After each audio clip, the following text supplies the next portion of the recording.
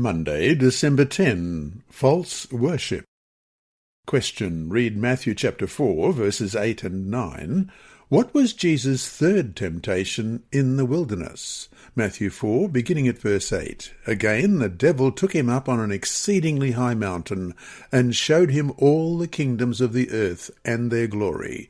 And he said to him, All these things I will give you, if you will fall down and worship me.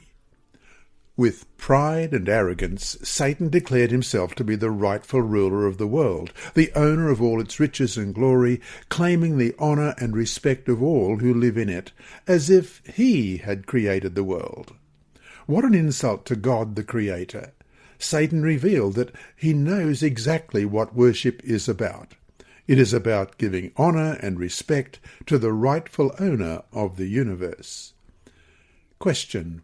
Compare the experience of the three Hebrew friends in Daniel 3, especially verses 8 to 18, with that of the believers who will face the end-time power of Revelation 13, verse 4, and 14, verses 9 to 11.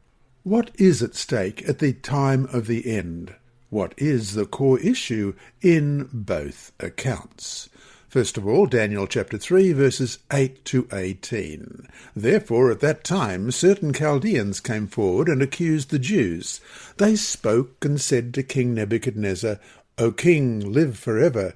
You, O king, have made a decree that everyone who hears the sound of the horn, flute, harp, lyre, and psaltery, in symphony with all kinds of music, shall fall down and worship the gold image. And whoever does not fall down and worship shall be cast into the midst of a burning fiery furnace. There are certain Jews whom you have set over the affairs of the province of Babylon, Shadrach, Meshach, and Abednego. These men, O king, have not paid due regard to you. They do not serve your gods or worship the gold image which you have set up. Then Nebuchadnezzar, in rage and fury, gave the command to bring Shadrach, Meshach, and Abednego. So they brought these men before the king. Nebuchadnezzar spoke, saying to them, Is it true, Shadrach, Meshach, and Abednego, that you do not serve my gods or worship the gold image which I have set up? Now, if you are ready at the time you hear the sound of the horn, flute, harp, lyre, and psaltery, in symphony with all kinds of music, and you fall down and worship the image which I have made, good. But if you do not worship, you shall be cast immediately into the midst of a burning fiery furnace. And who is the God who will deliver you from my hands? Shadrach, Meshach, and Abednego answered and said to the king, O Nebuchadnezzar, we have no need to answer you in this matter. If that is the case, our God, whom we serve, is able to deliver us from the burning fiery furnace, and he will deliver us from your hand, O king. But if not, let it be known to you, O king, that we do not serve your gods, nor will we worship the gold image which you have set up.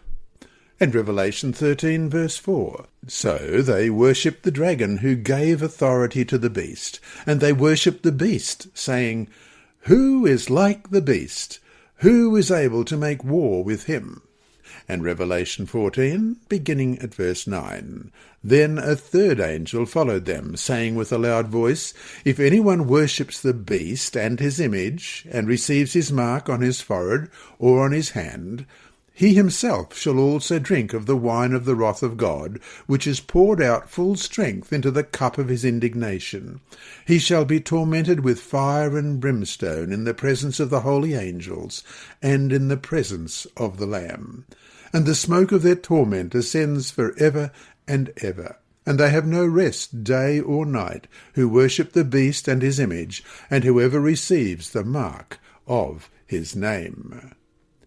From Cain and Abel to the three Hebrew boys in Babylon, to final events regarding the mark of the beast of Revelation 16:2, Satan seeks to establish a false system of worship, one that takes people away from the true God, and, even if subtly, direct worship toward himself.